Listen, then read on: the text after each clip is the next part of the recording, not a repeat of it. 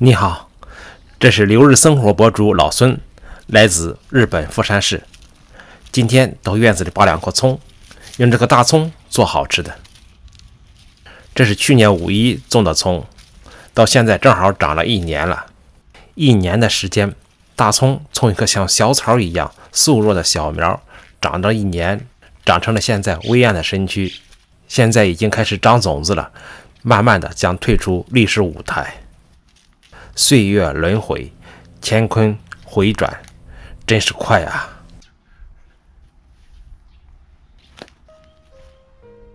今天我要用大葱来做一个葱爆肉。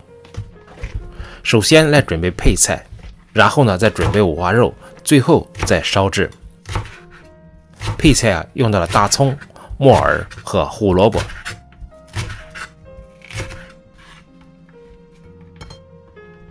大葱和少许胡萝卜都切成片，放盘里备用。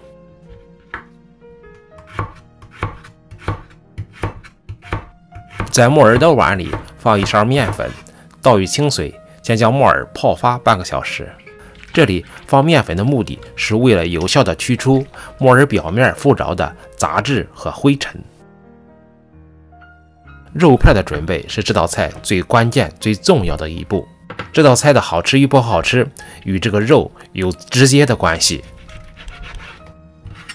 首先将五花肉切成薄片。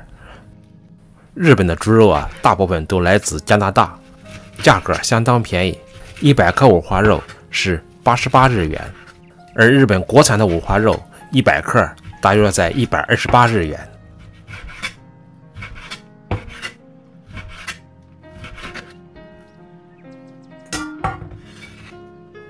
切好的肉片放水里泡一会儿，这样能够泡出肉当中的血水，并且使肉能够吸足水分。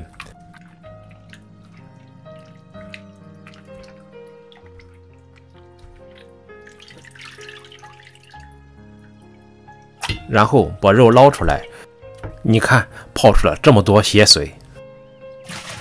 用手汆出肉当中的水分，这里水分不要汆得太紧，稍微留一点，这样使最后炸出的肉更嫩滑。接下来开始调味，加1小勺盐，少许胡椒粉，少许香醋，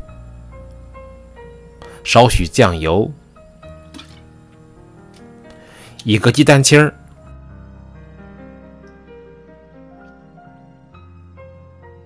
少许香油，然后用筷子充分的搅拌均匀，让肉将这些汤汁都充分的吃进去。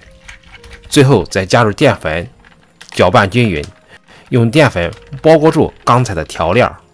这里加香醋的目的是为了去腥去膻，并且使肉更嫩。加蛋清的目的不但是炸出来的肉的口感好，并且能使肉与肉之间不粘连。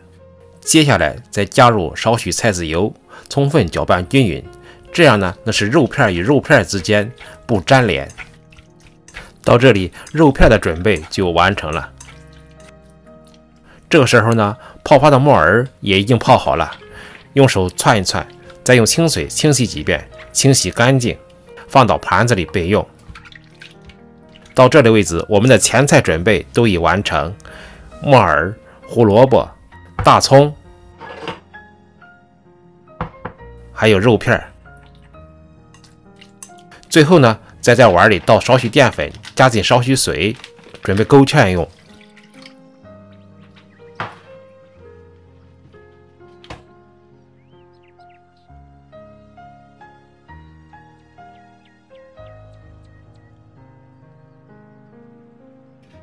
接下来开始烧制。第一步首先将木耳和胡萝卜焯水1分钟，之后倒到盆里放凉备用。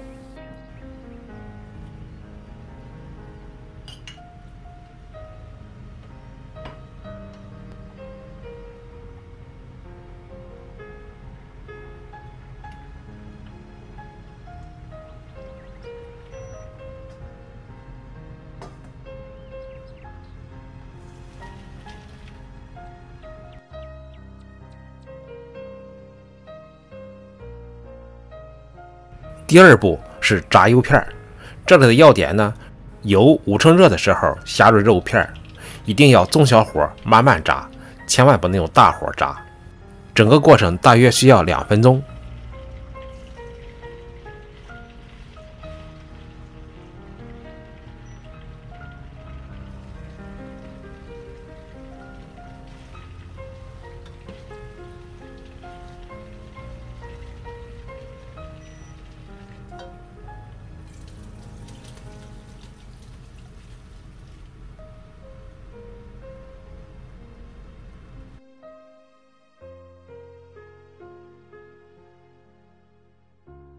第3步是炒大葱，这里的目的啊是把大葱炒软炒香。这里呢不用加调料，因为所有的调味在刚才的肉片里边已经完成。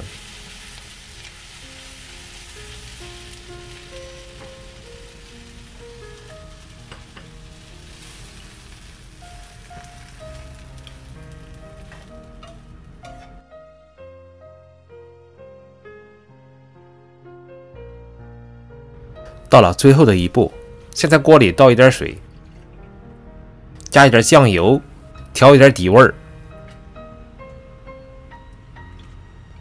勾上芡儿。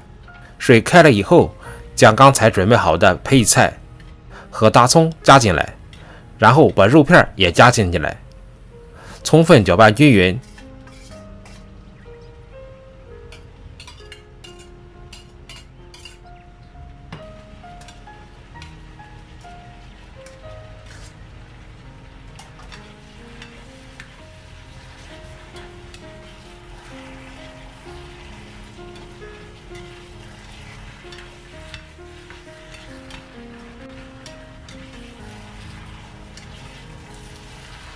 最后呢，加一滴香油，稍微搅拌一下，马上出锅，这道葱爆肉就完成了。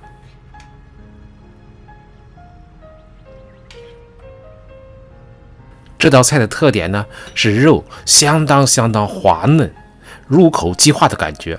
大葱呢又特别香，大葱的香味包裹着滑嫩的肉片，在嘴里的口感真是让人回味无穷。哇！这就是饭店的味道，出锅以后家人抢着吃，真是太香了。